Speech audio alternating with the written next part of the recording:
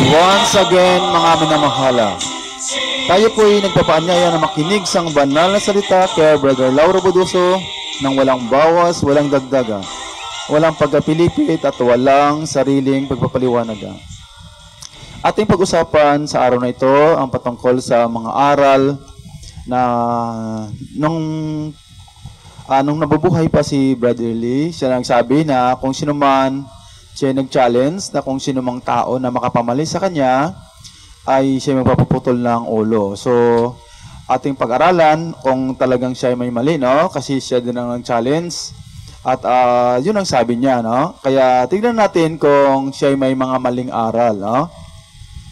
Pero pinapauna ko sa lahat na wala po tayong layon na manakit ng damdamin o manira ng sinuman, kundi ito'y pag-aaral ng salita ng Diyos, no? Ito'y malayang kapahayagan ng salita ng Panginoon, no? Na ating pag-aralan, no? Ating alamin ang katotohanan, na at tayo hindi dito naglaban-laban na tayo-tayo lang, no? Dahil hindi tayo nakipaglaban sa laman at dugo, kundi tayo nakipaglaban sa mga laban ng Espiritu, no? Sa kay Satanas, no? Yun ang kalaban natin. Hindi po tayo maglaban, kundi ating alamin ang mga katotohanan upang tayo'y mga ligtas, no? Doon sa una nating ipinangaral, no? Alamin natin ang katotohanan upang tayo'y mga ligtas, no? Kaya ating alamin, no? Kasi sabi niya nung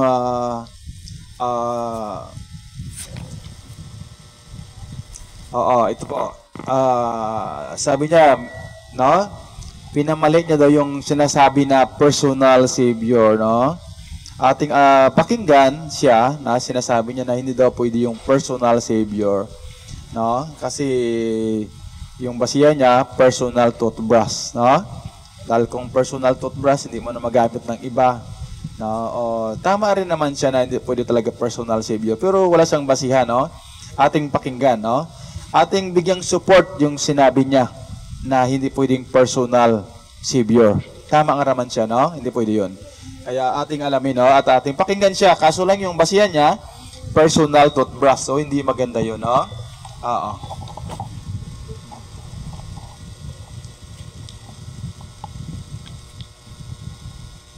You claim that he have accepted Jesus Christ as his own personal Lord and Savior. How dare you? How dare you? What do you mean by the word personal? My toothbrush is my personal property. Will I let anybody use my toothbrush? Of course not. Not that I have the most beautiful teeth in the world, but because of sanitary reasons, I will not permit anyone using my toothbrush because it is my personal toothbrush, my personal property. If you say that Christ is your personal Savior and your personal Lord, you are disregarding the right of others to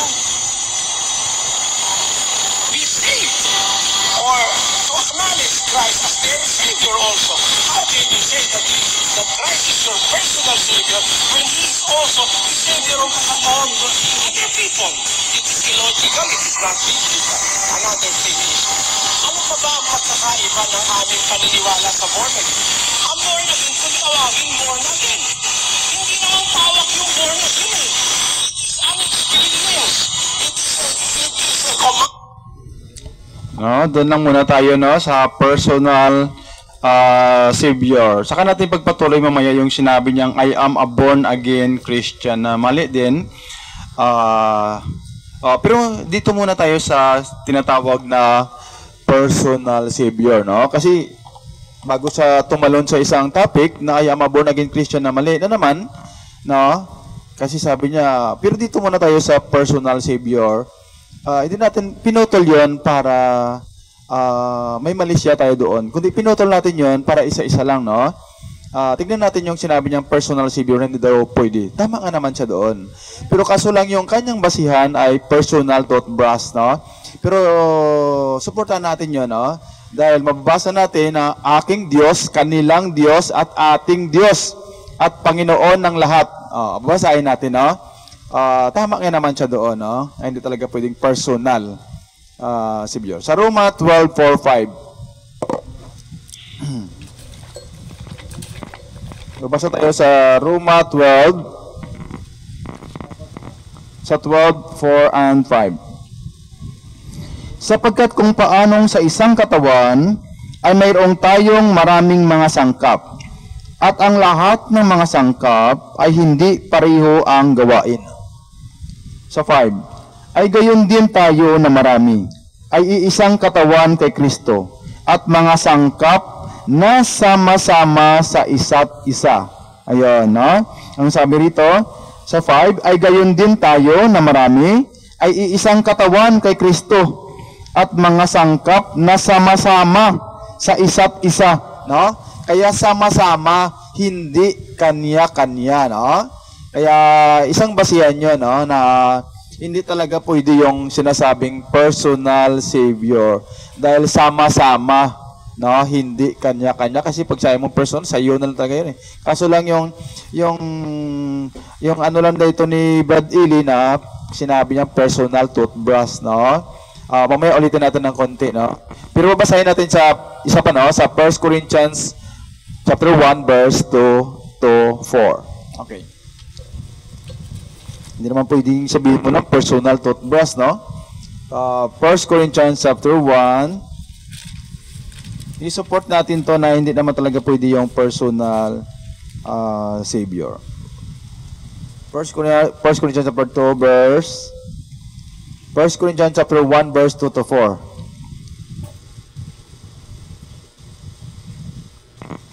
Sapagkat aking pinasyahang walang malalaman anuman sa gitna ninyo, maliban na si Hesukristo at siya na napako sa cross.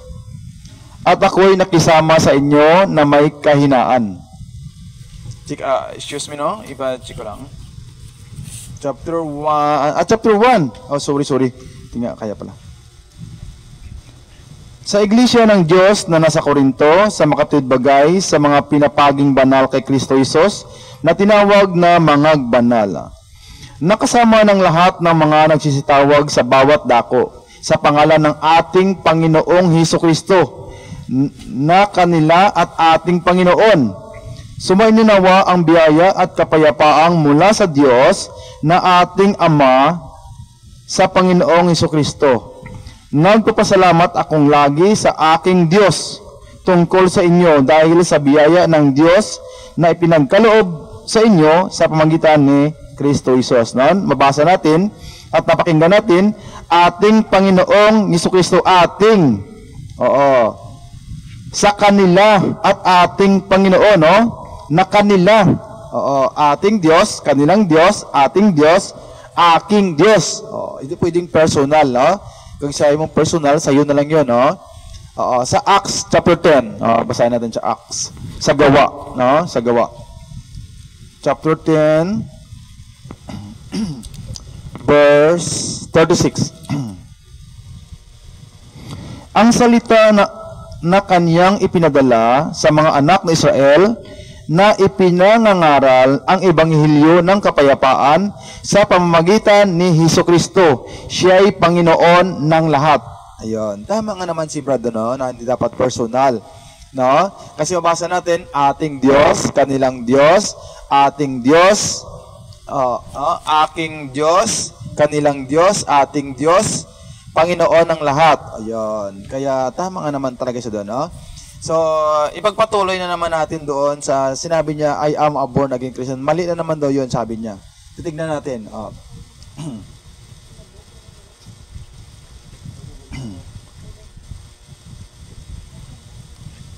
Excuse me.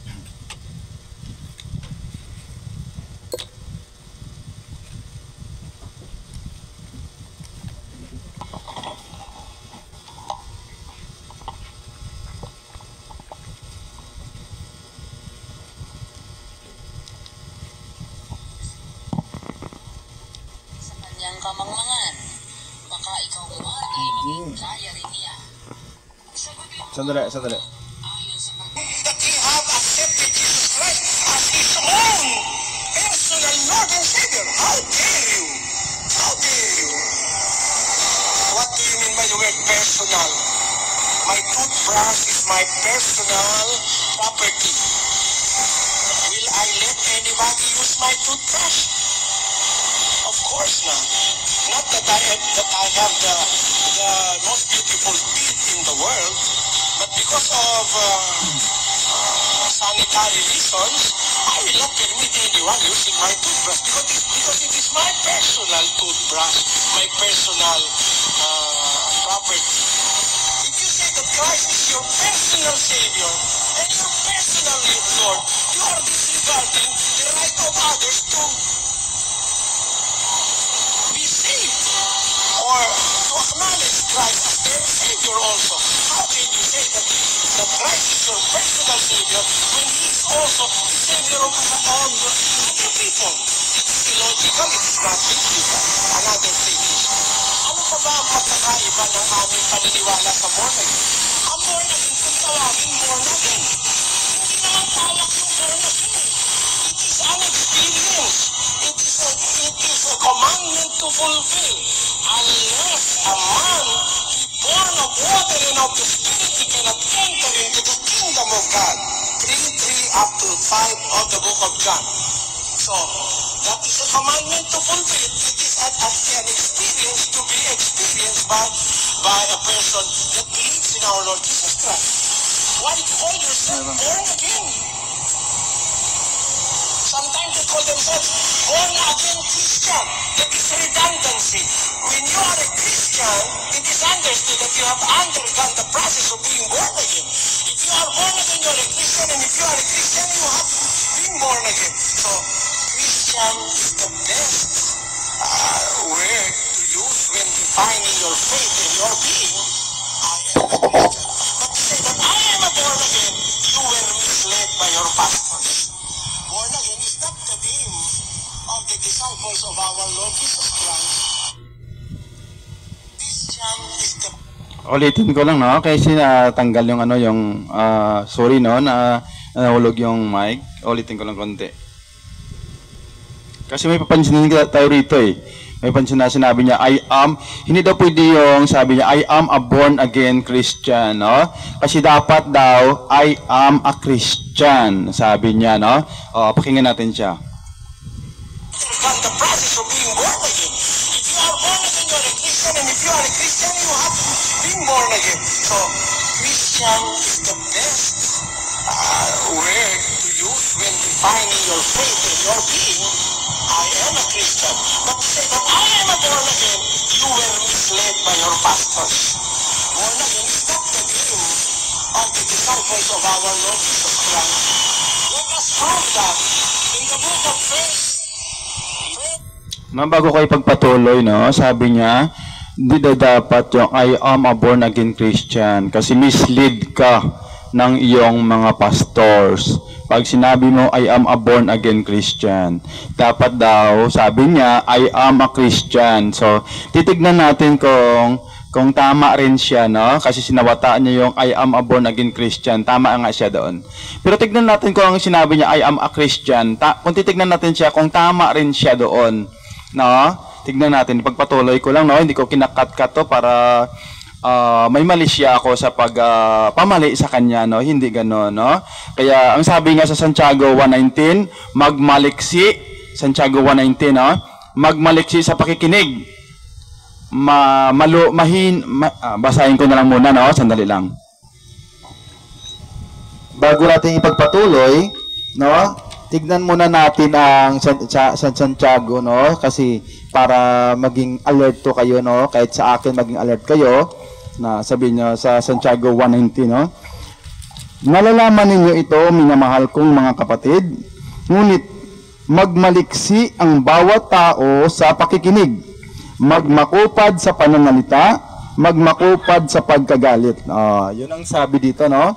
Na magmaliksi sa pakikinig ang bawat tao, magmakupad sa pananalita, at magmakupad sa pagkagalit, no? Kaya kung halimbawa, ina-idolize mo si Brad Ili nung buhay pa siya sa pangangaral niya, so, dapat magmakupad ka sa pananalita, no? Huwag ka muna magsalita, no? Makikinig ka muna, no? Makinig muna, no? At saka isa pa, magmakupad sa pagkagalit. Huwag mo nang magalit, no? Magmaliksi ka sa pakikinig.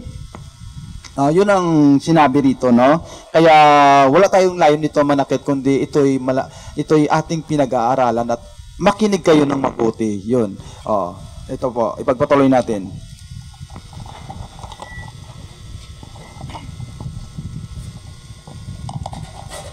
Peter chapter 4, it says, But if a man Ito po. you have been born again. So, Christian is the best word to use when defining your faith and your being. I am a Christian. But to say that I am a born again, you were misled by your pastors.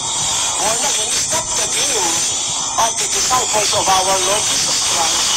Let us prove that in the book of First Peter chapter 4, it says, But if a man suffer as a Christian, let him not be ashamed, but let him glorify God in this name.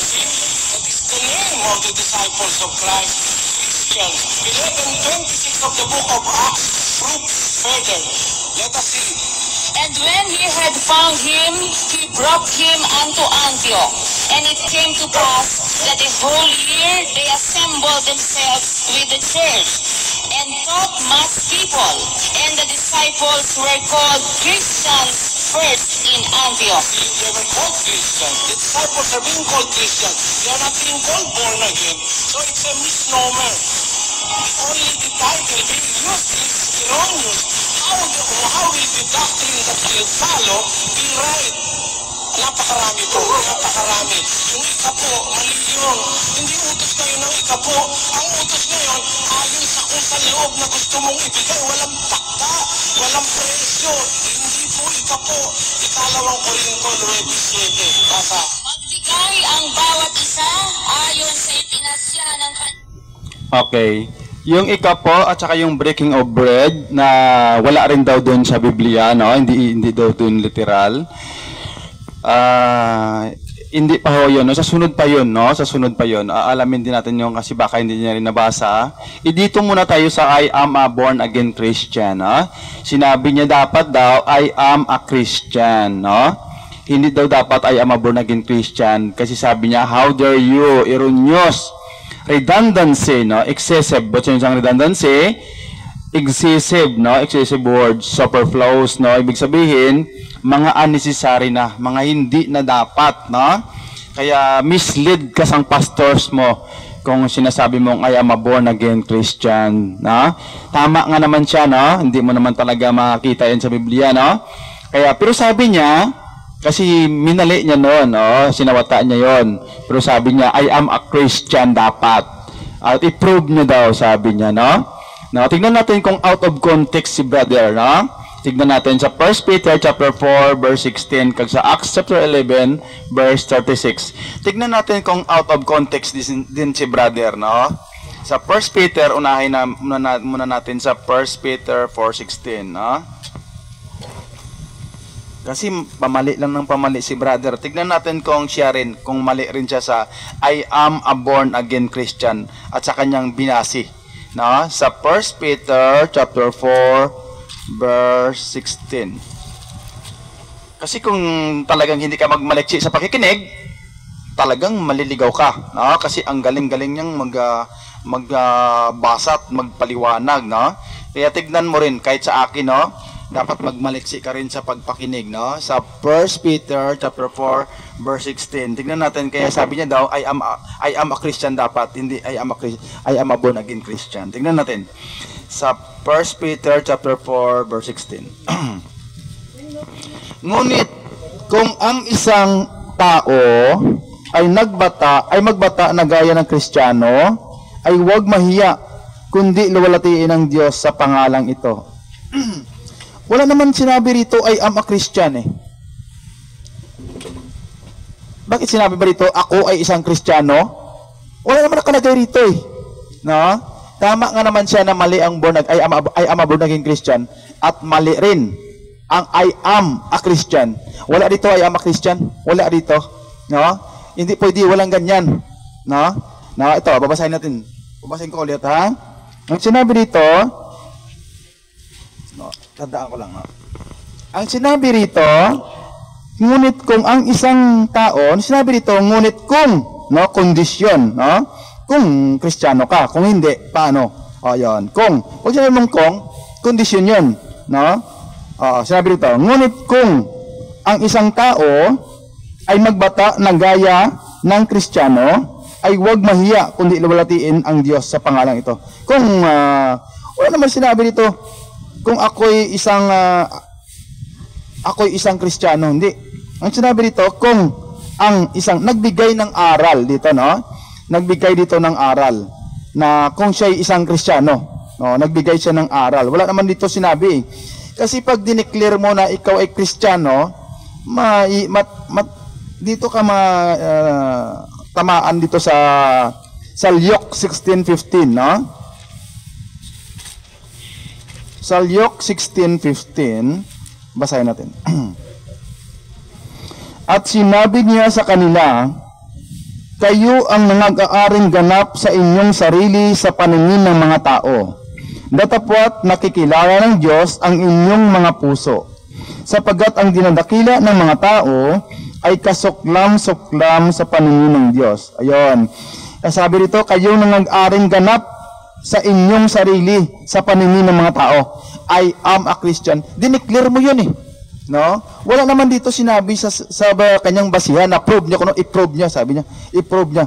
Ngunit sinabi dito, ngunit kung nagbigay dito ng aral, kung ang isang tao ay magbata na gaya ng Kristiyano, ay huwag mahiya. Hindi naman dito dineclare na I am a Christian, no? Ako ay isang Christian. Wala dito. No, nagbigay dito ng aral kung ang isang tao. Yon. At dito pa sa kabila, no? Sa Acts. No? Kaya sabi doon, no, sa binasa natin, paalala ko lang, huwag ka munang magmaliksi ka sa pakikinig, no? Magmakupad sa pananalita. Huwag ka munang magsalita, no? Makinig ka muna at huwag ka munang magalit, no? Sandali lang, ha? Sandali lang. Ito pa ang kanyang basihan sa Acts chapter 11 kasi i-prove niya daw na dapat I am a Christian, ha? Ulitin ko lang. Sa 26 sa Acts chapter 11 verse 26 na. 11:26. At nang siya'y kanyang masumpungan, ay kanyang dinala siya sa Antioquia. No, kasi hinahanap dito ni Bernabe si Pablo, no? Tingnan natin dito sa 22. Dumating ang balita tungkol sa kanila sa mga tainga ng iglesia na nasa Jerusalem, at kanilang sinugo si Bernabe hanggang sa Antioquia. Nanang siya'y dumating at makita ang biyaya ng Diyos ay nagalak, at kanilang inaralan ang lahat na nasa kapasyahan ng puso ay magsipanatili sa Panginoon, sapagkat siya'y lalaking mabuti at puspos ng Espiritu Santo at ng pananampalataya, at maraming tao ang nangandaragdag sa Panginoon. At siya'y naparoon sa Tarso upang hanapin si Saulo, no? Pumunta siya sa Tarso para hanapin si Apostol Pablo. 26, ito na. At nang siya'y kanyang masumpungan, ay kanyang dinala siya sa Antioquia. Ayun, no? Nang masumpungan niya si Apostol Pablo ni Bernabe, no? Itong basihan ni brother, no? Ito na sa 11:26 ang box of Acts. At nang siya'y kanyang masumpungan, ay kanyang dinala siya sa Antioquia. At nangyari na sa buong isang taon, siya'y nakisama sa iglesia at nagsipagturo sa maraming tao. At ang mga alagad ay pinasimulang tawaging mga Kristiyano sa Antioquia. Wala sila nagpatawag sa kanilang sarili na sila'y mga Kristiyano, na I am a Christian. Walang ganun. Sila'y tinawag na mga unang Kristiyano sa Antioquia. Tinawag sila ng mga tao dahil sa kanilang mga aral. Hindi nila sinabi na I am a Christian. No, walang ganon sa kanyang basihan.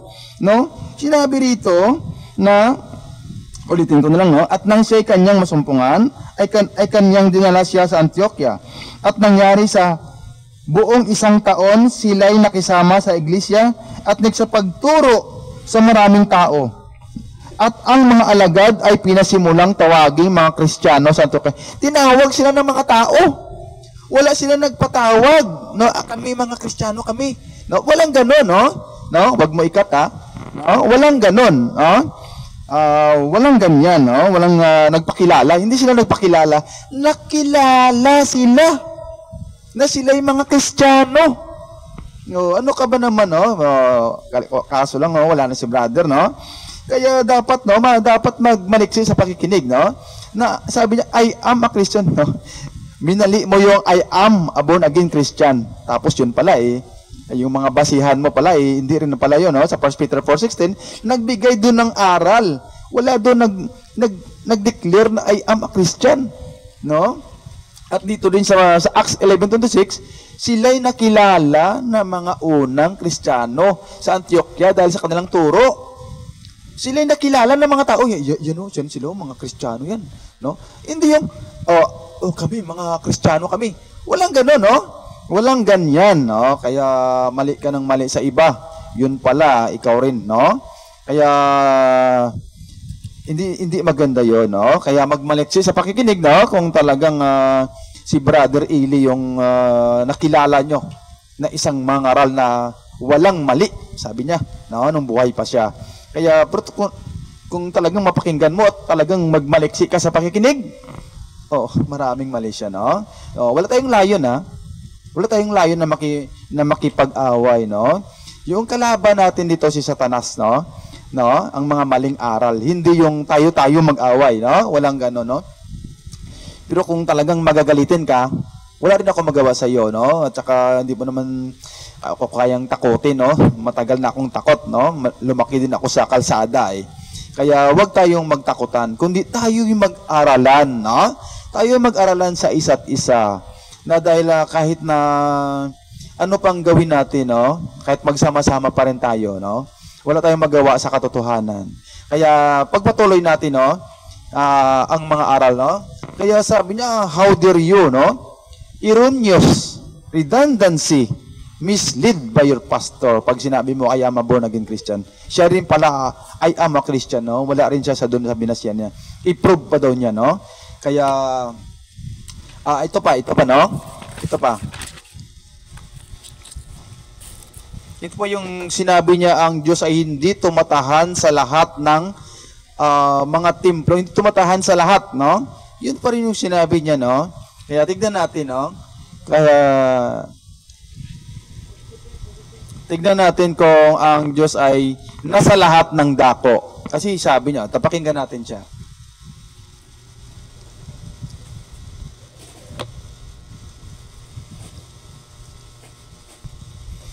Okay. Hindi ko na makita yung sinabi niya na ang Diyos ay hindi tumatahan sa lahat, no? Pero palagi mo makita yan dyan sa mga record niya, na ang Diyos, sabi niya, ay nasa langit, no? Ang sabi niya doon sa nirecord, kaso nung ibinura na, kasi basta makita mo yun palagi, at sinabi niya yan, no? Kahit itanong mo yan sa mga kasamahan niya, na kanilang pinapatunayan na ang Diyos ay hindi tumatahan sa lahat, no? Kasi sabi niya, Ama namin sumasalangit ka, nandun daw sa langit talaga, no?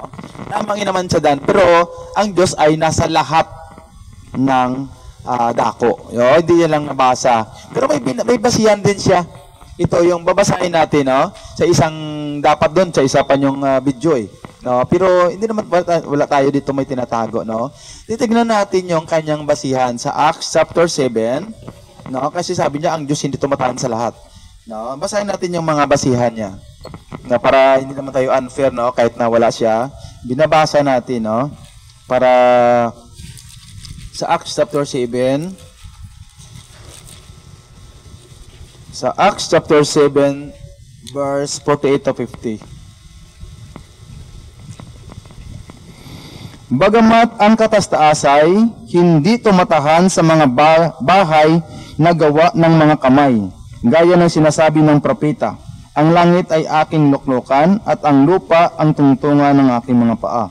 Anong anyo ng bahay ang itatayo ninyo sa akin, sabi ng Panginoon? O anong dako ang aking pahingahan?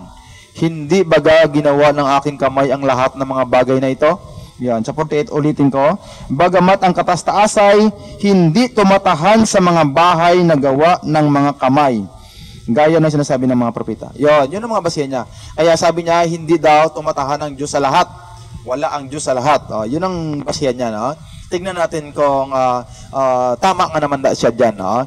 Sa Acts chapter 17 pa, isa pa to. Sa Acts 17,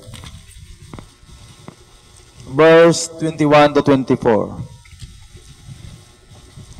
Lahat nga ng mga Ateniense at ang mga taga-ibang bayan nakikipamayan doon ay walang ibang ginagawa kundi ang magsipagsaysay o mga kinig ng anumang bagay na bago.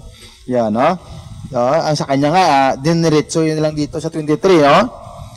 Sabi niya 23, sapagkat sa aking pagdaraan at sa pagmamasid ng mga bagay na inyong sinasamba, ay nangakasumpong din naman ako ng isang dambana na may sulat na na ganito, sa isang Diyos na hindi kilala, yaon ngang inyong sinasamba, sa hindi pagkakilala siya ang sa inyo'y binabalita ko. Ang Diyos na gumawa ng sanlibutan at ng lahat ng mga bagay, na narito siya palibasay Panginoon ng langit at ng lupa, ay hindi tumatahan sa mga timplong ginawa ng mga kamay. Kaya dito, kaya tayo nagbasa dito sa bandang dito para mabigyan ng background, no? Kaya ang kanyang basihan, ulitin ko, sapagkat sa aking pagdaraan at sa pagmamasid ng mga bagay na inyong sinasamba, ay nakasumpong din naman ako ng isang dambana na may sulat na ganito. Anong nakasulat? Sa isang Diyos na hindi kilala, yaon ngang inyong sinasamba at na hindi pagkakilala siya ang sa inyo'y ibinabalita ko. Ang Diyos na gumawa ng sanlibutan at ng lahat ng mga bagay na narito siya, palibasa Panginoon ng langit ng lupa, ay hindi tumatahan. No? Kaya hindi daw tumatahan. Wala daw ang Diyos sa lahat ng mga bagay. No? Wala, kahit saan, wala. No? Nasa langit lang, hambal niya. Tignan natin, no? Kasi sinabi yan sila rito, kasi sabi nila rito, sa 22, at tumindig si Pablo sa gitna ng mga Areopago at sinabi, kayong mga lalaking taga Atenas, sa lahat ng mga bagay ay napapansin kong kayo'y lubhang reliyoso. Sapagkat, no, mga lubhang reliyoso sila. No, sa 23, sapagkat sa aking pagdaraan, sa pagmamasid ng mga bagay na inyong sinasamba, ay nakasumpong din naman ako ng isang dambana na may sulat na ganito, sa isang Diyos na hindi kilala. Paano ba naman yan, no? Paano punta doon ng Diyos? Sinulat nila, isang Diyos ay hindi kilala. Kaya hindi talaga pupunta doon ng Diyos. Wala ang Diyos doon. No? Na 2 or 3 God of my name. Wala ang Diyos doon kasi hindi naman nila kilala eh. Yun. Pero hindi itong basihan pa, no? Sa basihan pa lang yan yun. No? Na ang Diyos daw wala sa lahat ng dako, sabi ni brother, no? Pero titignan natin kung ang Diyos wala sa lahat ng dako, no? Magbasa tayo, magkuha tayo ng background, no? Sa Exodus. Tingnan natin kung wala nga ang Diyos. Kasi sa kanilang ginawang dambana, ginawang altar, na may nakasulat na ganito, isang Diyos na hindi kilala. Ayun, kaya paano papunta ang Diyos doon? Ayun, pero dito sa Exodus, tignan natin, dati, no? Sa Exodus 25. Ito, babasahin na lang natin. Exodus, chapter 25, verse 8. Tapos 1 to 8, no? At kanilang igawa ako ng isang santuaryo. Ayun, utos ng Panginoon. Upang ako'y makatahan sa gitna nila. Ayun, kita mo? Upang ang layunin na igawa siya ng isang santuaryo, upang ako'y makatahan sa gitna nila. Ayun, basahin ko sa 1. Bilis-bilis ako na ng konti, no? Bigyan natin ng background. At ang Panginoon na nagsalita kay Moises na sinasabi, salitain mo sa anak ng Israel na sila'y magdala sa akin ng isang handog, ang bawat tao na maganyak ang puso sa kagandahang loob, ay kukunan ninyo ng handog sa akin. At ito ang handog na inyong kukunin, sa kanila ginto, pilak, tanso. At kayong bughaw, kulay ubi at pula at lino, at balahibo ng kambing. At ang balat ng lalaking tupa na tinina sa pula, at mga balat ng puka, at kahoy na akasya, langis na ilawan, mga espesya sa langis na pangpahid, sa mga mabangong pangsuob, mga batong onyx at mga batong pangkaluplop sa ifod, at sa pictorial. 8. At kanilang igawa ako ng isang santuaryo, upang ako'y makatahan sa gitna nila. Ayan, kita mo? Makatahan sa gitna nila. Ayun, para makasama nila ang Panginoon, no? Sa Exodus 29, tignan mo. O hindi pa tong basihan kita, sandali lang ha. Sandali lang, wag kang masyado, no? Makinig na lang muna, no? Sa Exodus 29, 43 to 46. At doon nakipagtagpo ako sa mga anak ng Israel at ang tulda ay pakakabanalin sa pamagitan ng aking kalawalatian. At aking pakakabanalin ang tabernakulo ng kapisanan at ang dambana, at ang dambana. Si Aaron man at ang kanyang mga anak ay aking papagbabanalin upang mga siwa sa akin sa katungkulang saserdote. At ako'y tatahan sa gitna ng mga anak na Israel at ako'y magiging kanilang Diyos. At sabi ulitin ko, at ako'y tatahan sa gitna ng mga anak na Israel at ako'y magiging kanilang Diyos. At kanilang makikilala na ako ang Panginoon nilang Diyos na kumuha sa kanila sa lupain ng Ehipto upang ako'y tumahan sa gitna nila. Ako ang Panginoon nilang Diyos. Yan, kita mo, tumahan sa gitna nila, no? Kaya ang Diyos kahit saan nandoon, no? Kasi dati, katulad sa mga Katoliko, no? Paano pupunta ang Diyos doon? Kasi ang kanilang santuaryo, ang kanilang altar, ay may mga ribulto, no? Hindi gusto ang Diyos ng ganon. Paano kung hindi siya pupunta doon? Tignan nyo, di ba? Tignan mo. Pero hindi itong basihan, no? Kasi dati, may mga handog pa, no? Amo na isabi sa Hebreo. Sa Hebreo chapter 10, kasi hindi na gusto ang Diyos ng mga handog, no? Sa Hebreo chapter 10. Chapter 10 verse 5 to 7. Kaya't pagpasok niya sa sanglibutan ay sinasabi, hain at handog ay hindi mo ibig, ngunit isang katawan ang sa akin ay inihanda mo. Sa mga handog na susunugin at mga haing patungkol sa mga kasalanan ay hindi ka nalugod. Nang magagayoy sinabi ko, narito ako'y pumarito sa balumbo ng aklat ay nasusulat tungkol sa akin upang gawin, O Diyos, ang iyong kalooban. Yan, sabi niya, sa mga handog na susunugin at sa mga haing patungkol sa mga kasalanan ay hindi ka nalugod. Yan. Kaya hindi na nalugod ang Diyos sa mga handog na susunugin. Kaya ang Diyos, sabi ni Brad, ay hindi tumatahan sa lahat. Wala sa lahat, no? Kaya binasa natin doon sa Exodus, no? Tumatahan doon sa gitna nila, no? Kasi paano halimbawa sa Katoliko may mga ribulto, hindi talaga tatahan ang Diyos doon. Kasi pero sandali, sa sunod na lang natin pag-aralan tungkol sa mga ribulto, no? Dito muna tayo sa Deuteronomio. Kung tingnan natin kung ang Diyos ay tumatahan sa lahat. Tingnan natin, no? Sa English. Kasi tingnan natin sa English. Sa Deuteronomy chapter 4, kasi mas malinaw dito sa English eh. Basahin ko sa English. 4:7. For what nation is there so great, who hath God so nigh unto them, as the Lord our God is in all things that we call upon Him for. Kita mo? The Lord our God is in all things. Kita mo? Nasa lahat ng dako. Di ba? Nabasa mo? Napakinggan nyo? Magmaliksi sa pakikinig, ha? Sabi niya, for what nation is there so great? No, hindi ko lang nakita yun, no? Hindi ko lang nakita yung sinabi niya, ang Diyos hindi tumatahan sa lahat. Yun. Kaya dito. Pero binigay ko naman yung ano niya, eh. Yung ibinigay ko naman ang kanyang basihan, eh, na hindi tumatahan sa lahat, no? Ito rin, mabasa natin, ha? For what nation is there so great, who hath God so nigh unto them? As the Lord our God is in all things. Ayun, nasa lahat ng dako ang Diyos. Paano ka man halimbawa, halimbawa anak ka ng Panginoon. Halimbawa, no, kung anak ka ng Panginoon, hindi ko sinabing, kanina, sinabi niya yun eh. Halimbawa, nagtago ka doon sa may mga ribulto. Ibig sabihin, hindi ka na makapag-panalangin at maghingi ng saklolo sa Panginoon dahil wala siya sa lahat ng dako.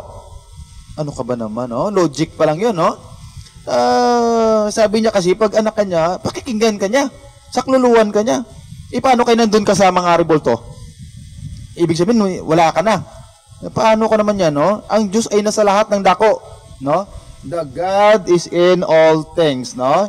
The Lord our God is in all things. Oo. Oh, ito rin, ito pa. Sa Psalm. Ano ba naman to si brother, no? Pag nagdeklara sa kanyang aral, akala mo talagang marunong talaga siya, no? Tingnan natin to. Sa Acts chapter, kasi siya rin ang may sabi na kung sino mang tao makapamali sa kanya, magpapaputol siya ng ulo. So, pero wala tayong layon dito na manira, no? Manirang puri, no? Kundi ating alamin kung anong mga katotohanan na ating mabasa sa Biblia. No? Hindi natin to pinapaawa yung mga salita ng Panginoon. Walang ganun sa Biblia, no? The word of the Lord is pure, no? The way of the Lord is perfect. No? Walang ganun, walang contradiction sa Biblia, no? No? Kaya atin lang alamin. No, ito rin isa sa mga basihan, no? Sa Awit chapter 139 verse 6 to 12. Kaglundag sa 15 and 16, no? Basahin natin. Ang ganyang kaalaman ay totoong kagilagilalas sa akin. Ito'y mataas, hindi ko maabot. Saan ako paroroon na mula sa iyong espiritu, o saan ako tatakas na mula sa iyong harapan? Kung sumampa ako sa langit, nandyan ka. Kung gawin ko ang aking higaan sa Sheol, narito ikaw ay nandun. Kung aking kunin ang mga pakpak ng umaga at tumahan sa mga pinakadulong bahagi ng dagat, doon may papatnubayan ako ng iyong kamay. At ang iyong kanang kamay ay hawak sa akin. Kung aking sabihin, tunay na tatakpan ako ng kadiliman, at ang liwanag sa palibot ko ay magiging gabi. Ang kadiliman man ay hindi nakakukubli sa iyo, kundi ang gabi ay sumisilang na parang araw. At ang kadiliman at kaliwanagan ay magkapari sa iyo. 15 at 16. Ang katawan ko'y hindi nakubli sa iyo, nang ako'y gawin sa lihim, at yariing mainam sa mga pinakamababang bahagi sa lupa. Nakita ng iyong mga mata ang aking mga sangkap na di sakdal. At sa iyong aklat ay pawang nangasulat, kahit na ang mga araw ay tinakda sa akin, nang wala pang anuman sa kanila. Ayun, kahit saan nandyan, no? No? Kahit saan, kahit na, sabi niya, ulitin ko, ang ganyang kaalaman ay totoong kagilagilala sa akin, ito ay mataas, hindi ko maabot. Saan ako paroon na mula sa iyong espiritu? O saan ako tatakas na mula sa iyong harapan? Kung sumamba ako sa langit, nandyan ka. Kung gawin ko ang aking higaan sa Sheol, narito ikaw ay nandun. Kung aking kunin ang mga pakpak ng umaga at tumahaan sa mga pinakadulong bahagi ng dagat, doon may papatnubayan ako ng iyong kamay. At ang iyong kanang kamay ay hawak sa akin. Kung aking sabihin, tunay na tatakpan ako ng kadiliman, at ang liwanag sa palibot ko ay magiging gabi. Ang kadiliman man ay hindi nakukubli sa iyo, kundi ang gabi ay sumisilang na parang araw, kahit gabi araw. No? Ang kadiliman ay at kaliwanagan ay magkapare sa iyo. Ayun. Kahit saan nandoon ang Panginoon. Yun. Kahit noon dati pa, no, sa Exodus, binasa natin, na tumatahan sa gitna nila. Ano ka ba naman, no? Igawa mo ako ng altar para tatahan ako sa gitna ninyo. Yun, no, sa Exodus 29, no? Verse 43 to 46. Bakit sinabi mo wala sa lahat ng ano? Nandun ang Panginoon. Sila sinabihan na yun kanina sa mga pinagbabasi mo sa Acts 7:48-50 kag sa Acts 7:10-21-26 at 24. Isulat pa naman na Diyos hindi kilala. Kundi sinabihan sila na wala ang Diyos diyan. Halimbawa, bilagyan mo yan ng rebolto. Hindi gusto ang Diyos ng rebolto. Hindi sabihan. Pagsasabihan kayo ng mga apostol na wala ang Diyos diyan sa inyo. Wala sa gitna nyo. Kahit sabihin nyo to, three God or my name, ang Diyos wala sa gitna. Kasi lagyan nyo pa naman ng rebolto at lagyan nyo ng Diyos hindi kilala. Hindi pagsabihan sila na ang Diyos wala dyan. Pero ang Diyos kahit saan nandoon. Doon sa binasa natin sa Deuteronomy 4:7 na the Lord our God is in all things. Ano ka ba naman? No? Kaya ito pa. No, ito pa yung sinasabi mong wag mong sagutin, no? Malulugaw daw ang isip mo pag wag mong sagutin ang mangmang ng ayon sa kamangmangan. Sagutin mo siya ng ayon sa kanyang. Malulugaw daw yung utak mo pag iba yung magbasa. Pero pag siya talagang magaling. Tignan mo, Ulitin natin, Huwag mong sagutin Huwag mong sagutin ang mangmang ng ayon sa kanyang kamangmangan. Baka ikaw man ay maging gaya rin niya. Sagutin mo ang mangmang ayon sa kanyang kamangmangan. Baka siya'y maging pantas sa ganang kanya. Ayo, magkasunod na talata, magkaiba yun. Pakiulit. Huwag mong sagutin ang mangmang ng ayon sa kanyang kamangmangan. Baka ikaw man ay maging gaya rin niya. Ayo, huwag mong sasagutin ng mangmang. Ayon sa kanyang kamangmangan, baka maging gaya ka rin niya, maging mangmang ka rin. Tuloy. Sagutin mo ang mangmang ayon sa kanyang kamangmangan. Kita niyo? Pagka nga nabasa mo yan, malulugaw ang utak mo. Biro mo nga naman magkasunod. Sabi doon sa unang instruction, huwag mong sasagutin ng mangmang ayon sa kanyang kamangmangan, baka maging gaya ka rin niya. Tapos, doon naman sa susunod, sagutin mo ang mangmang ayon sa kanyang kamangmangan at Baka siya'y maging pantas sa ganang kanya. kita nyo, magkakontra o hindi? Magkakontre. Kung ang babasa, walang unawa. Pero, pag ang babasa po ng dalawang talatang ito'y nakakaunawa ng Espiritong galing sa Diyos, hindi magkakontre. Gusto nyo patunayan ko sa inyo, mga kababayan? Dalawang magkasunod na talata yan, ha? Ito niya, pakinggan nyo, ha? Ulitin natin isa-isa, ho? Basa. Huwag mong sagutin ang mangmang ng ayon sa kanyang kamangmangan. Baka ikaw man ay maging gaya rin niya. Sabi ng Diyos, huwag mong sagutin ng mangmang ayon sa kanyang kamangmangan. Baka maging gaya ka rin niya. Ito ho ang consequences ng pagsagot sa mangmang eh. Bawa, may nakasalubong kang taong mangmang, hindi umuunawa, nagalit agad, minura ka. Hindi mo na nagtanong, galit agad, may nabalitaan lang siya. Ano nga? Sumagot ka nga ayon sa kanyang kamangmangan, ano yung sasagot mo? May pagkakaiba pa ba kayo? Pareho na kayo! Ulitin natin yung talata.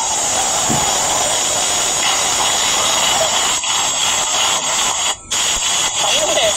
Huwag mong sagutin ang mangmang ng ayon sa kanyang kamangmangan. Baka ikaw man ay maging gaya rin niya. Tama ang salita ng Diyos o hindi? Tama eh. Pag yung kamangmangan ng mga inayunan mo, pareho ka rin. Pareho na kayo mami ang dalawa. Wala na kayong distinction. Even if you believe that you are wiser than the mangmang, you are both mangmang. Lumakay ka sa level niya eh. Ha? Okay na no? Naintindihan niyo na ibig sabihin ng Diyos? Ulitin mo natin ulit sa kanahan man natin ituloy. Pakinggan niyo. Huwag mong sagutin ang mangmang ng ayon sa kanyang kamangmangan.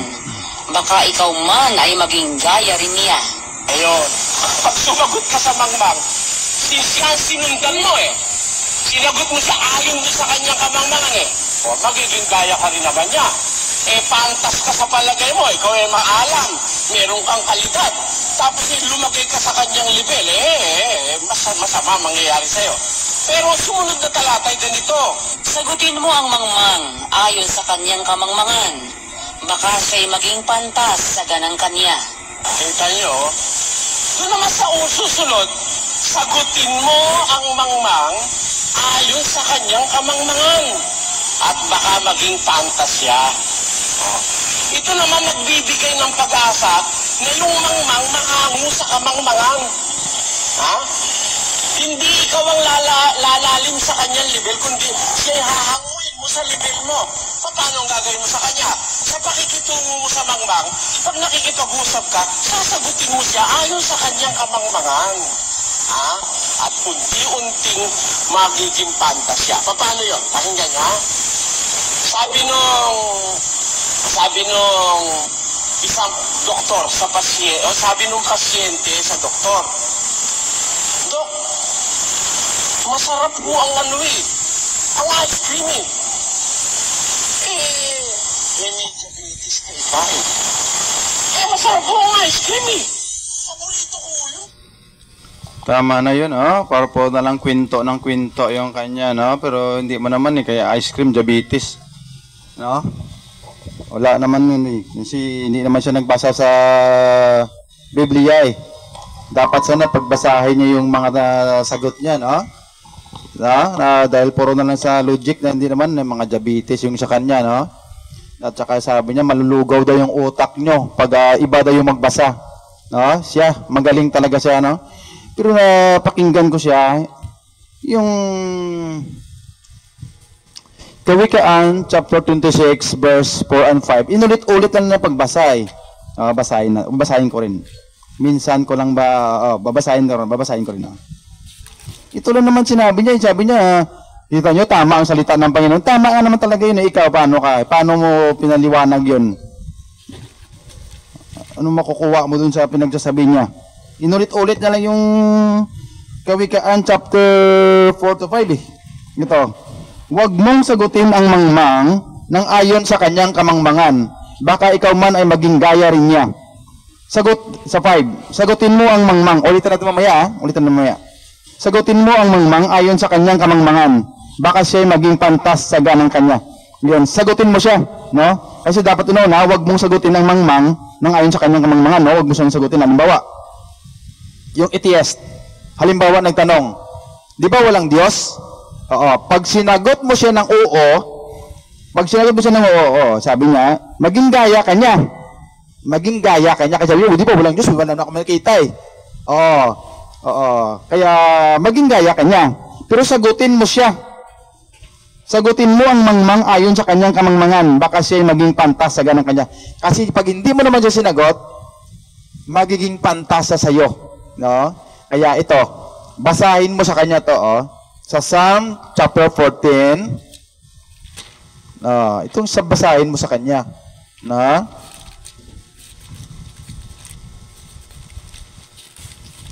Sa Psalm chapter 14, verse 1 to 3. Ang mangmang ay nagsabi sa kanyang puso, walang Diyos. Sila'y nangapapahamak, sila'y nagsisigawa ng kasuklam-suklam sa mga gawa. Walang gumagawa ng mabuti. Tinutunghan ng Panginoon ang mga anak ng mga tao mula sa langit upang tingnan kung may sinumang nakakaunawa na hinahanap ng Diyos. Silang lahat ay siwalay, sila ay nagkakasama na naging kahalay-halay. Walang gumagawa ng mabuti, wala kahit isa. Tingnan mo. Ang mangmang ay nagsabi sa kanyang puso. Ito mga atheist, mga mangmang yan, ayon sa Biblia, no? Ayon sa ating binasa. No?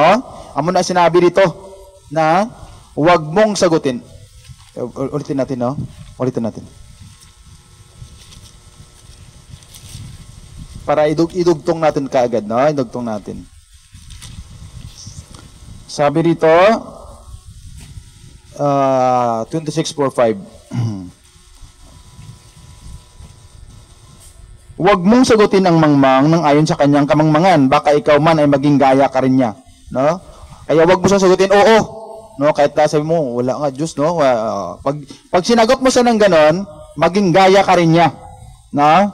Sagutin mo ang kamangmangan niya sa kanyang kamangmangan, baka siya ay maging pantas sa ganang kanya. No? Dapat sagutin mo siya na may Diyos. Sa John 20, mamaya dugtongin natin para makuha natin. Sa John 20, kasi pag hindi mo naman siya sagutin, hindi siya makasagot. Wala niya naman nakita eh. Kita mo? Sabihin niya yun sa sarili niya. Kaya dapat sagutin mo talaga siya. No? Sa kanyang kamangmangan, no? Para maging pantas siya. No? Para maging pantas naman siya. No? Sabi kaya katulad dito. Kaya kung hindi mo siya sagutin, maging pantas siya sa kanyang sarili. No? Tamo hindi siya makasagot-sagot sa akin, yung sabihin niya sa iyo. Sa 20 verse 25. Sinabi niya sa kanya ng ibang mga alagad, nakita namin ang Panginoon, ngunit sinabi niya sa kanila, malibang aking makita sa kanyang mga kamay ang butas ng mga pako, at maisot ko ang aking daliri sa butas ng mga pako, at maisot ko ang aking kamay sa kanyang tagiliran, ay hindi ako sampalataya. Ayun, no? Hindi siya maniwala kundi daw makita ang Panginoon. No?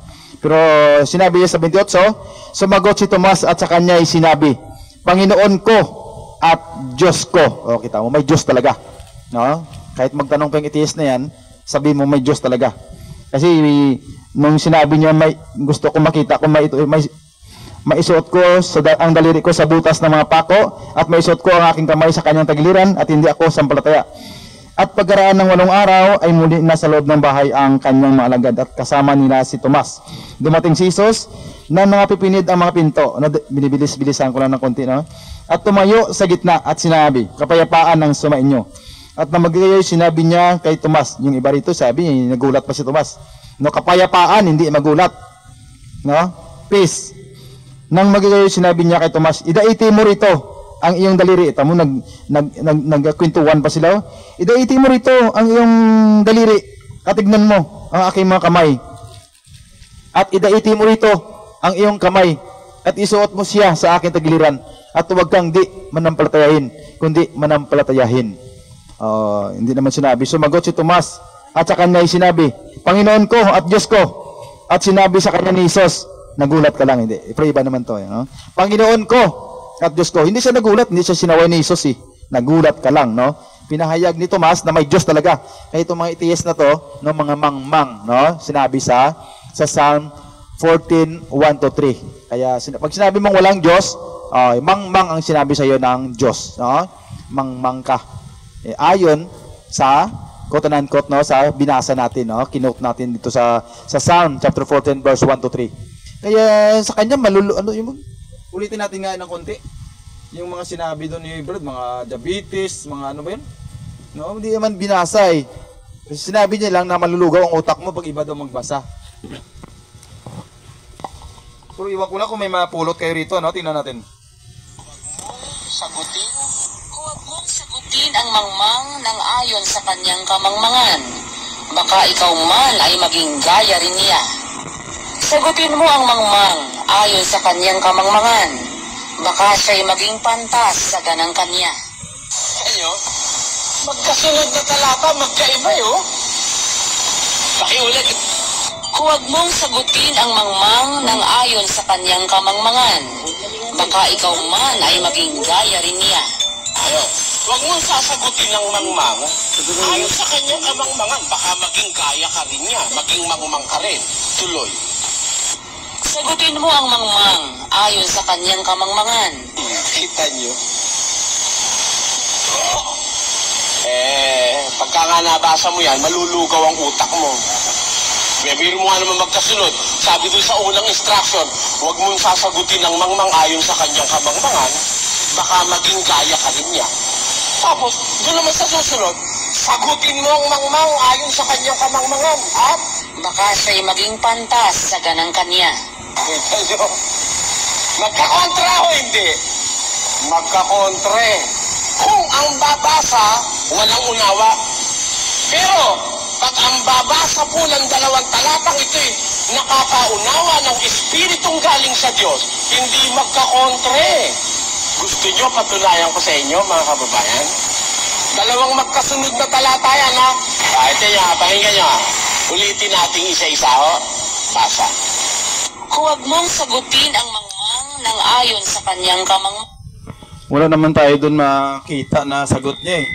Inuulit-ulit na lang yung binasa yung Proverbs chapter 26 verse 4-5 eh. 4 and 5. Ulit-ulit lang pabasa-basa.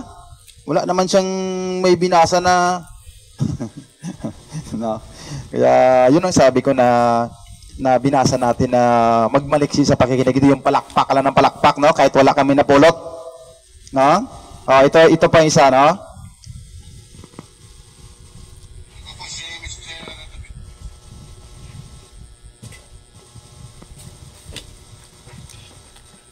Ito, last na lang to, no? Ito. Last na lang muna, sa sunod na naman, no?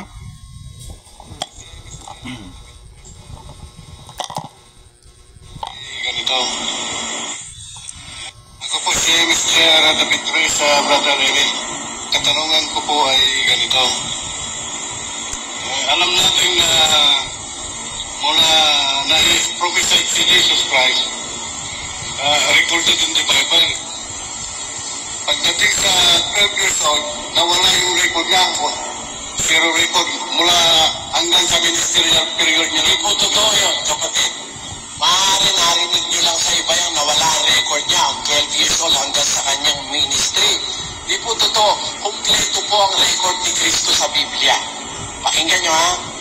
Doon sa Juan 7, Nagsipanggilalas nga ang mga Hudyo na nagsasabi, nung nangangaral na po si Jesus Christ, nagtaka yung mga Hudyo nung kilala sila. Ang sabi ng mga Hudyo, paanong nakaalam ang taong ito ng mga karunungan, gayong hindi naman nag-aral kailanman?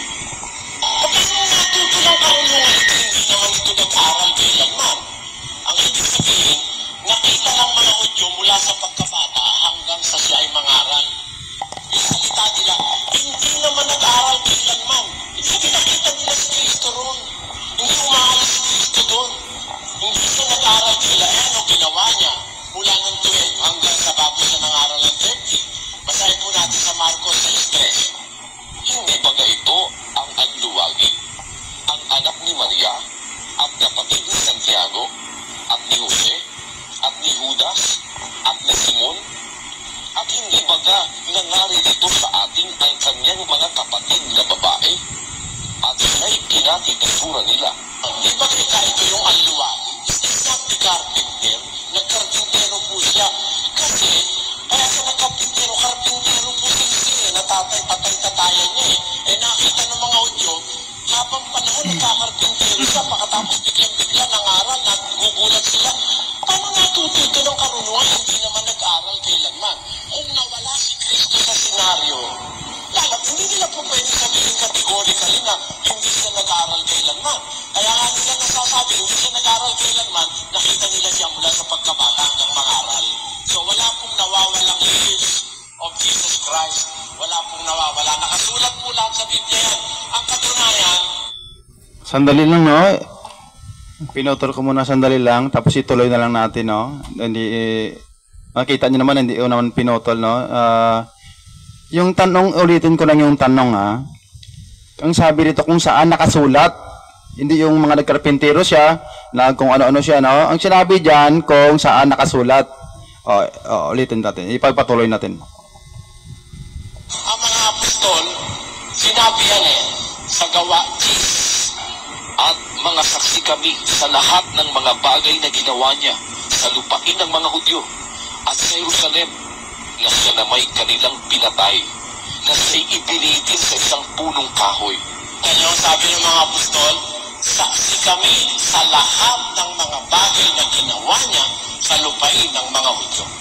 So nakita nila ang buong buhay ni Kristo, kapatid. Lahat ng kanyang ginawa, nakita nila. Yung mga apostol, sabi niya ng buong buhay niya. Bakit kasama niya mula ng 13 to 29, kasama ng mga apostol si Kristo? Kasama lang sila nung nangaral na. Ano ba naman to? Balik ka doon ng konti.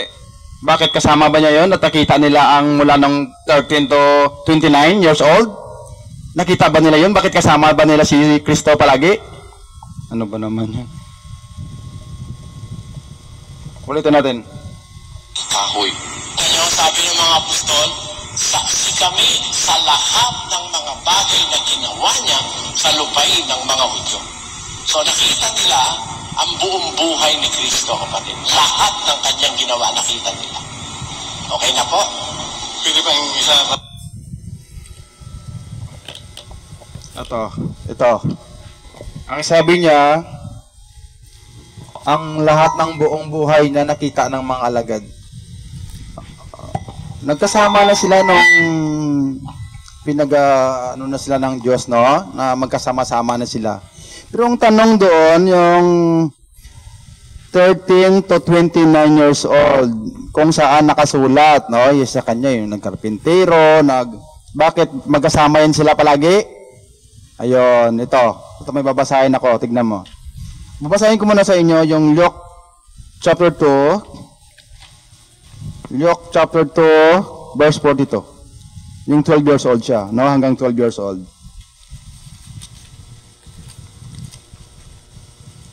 Magkasama na sila ng mga apostol nung pinili na sila na maging alagad.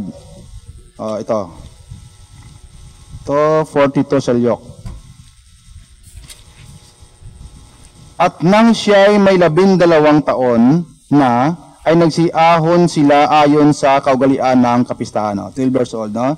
Mula nung pagkabata pa siya, nung pinanganak siya, hanggang sa 12 years old siya, na may mga record. Ayun. Ayun ha.